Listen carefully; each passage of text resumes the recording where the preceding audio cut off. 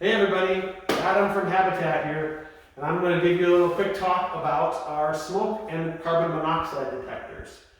So in all our Habitat homes, as well as all new homes built in Wisconsin, your smoke and carbon monoxide detectors are hardwired.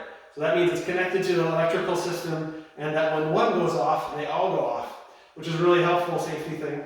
But it also means that if you burn something, you might wake somebody up if they're sleeping at the other end of the house, because the alarm's going to go off in their bedroom too. In every bedroom, there's a smoke alarm by code, and then there's a carbon monoxide detector, or in our case, a combination smoke and carbon monoxide detector on every living surface, every surface of the home where there's bedrooms. So in this case, this is a one-story home with some space in the basement, so there's one on each floor. Now with our smoke alarms, you can test them. There's a little button that you can push to test them. And I'm going to do that in a second here so you can hear the difference between the smoke alarm and a carbon monoxide detector. The smoke alarm is what we're all familiar with. It's very loud and no one could ever sleep through it. The carbon monoxide is a secondary one, and you'll only hear that on the hallway alarm. And that's a beep, beep, beep, beep. So it's a slightly different sounding beep.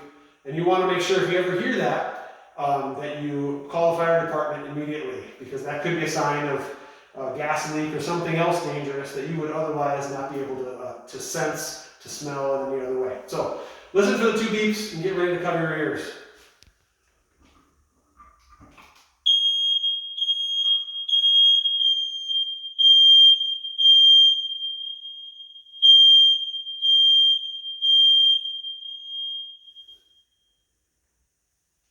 I lied.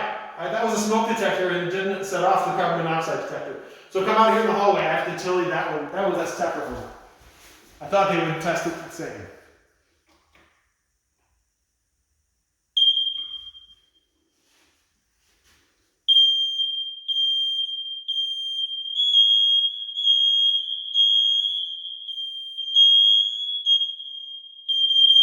So that second beep, that's carbon monoxide.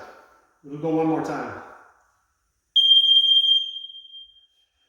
So that, if you ever hear that beep, beep, beep, beep, in this case, with this alarm, that means carbon monoxide, and like I said, call the fire department when you sense that. They also make some newer alarms that are talking, and it'll say smoke, or it'll say warning, carbon monoxide, which those are helpful too, to kind of know the difference.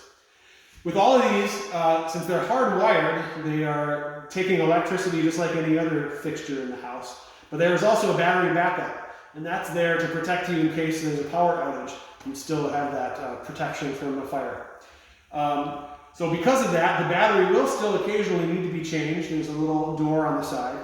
And you want to change that once or twice a year. I usually recommend, I think the Fire Association recommends doing that when you set your clocks for daylight savings. So if you're setting them back or setting them forward, good time to change that battery. And otherwise, you want to test your smoke alarms periodically as well. So for some of us, that just means every time you cook and burn something, you test it naturally. But for other folks, testing it about once a month is what's recommended. Sometimes your smoke alarm will say test weekly. I don't know anyone who does that except in a commercial setting. But otherwise, you want to hit that button, give it a test once a month, just make sure everything's working and that you're staying safe.